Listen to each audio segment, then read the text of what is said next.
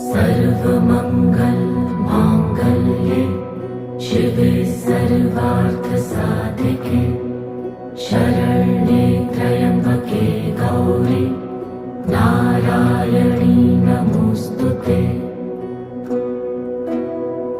या देवी सर्वभूतेषु विष्णुमायेति शक्तिता नमस्तस्यै नमस्तस्यै नमस्तस्यै नमो नमः। या देवी सर्वभूतेषु चैतन्येत्यभिधीयते नमस्तस्यै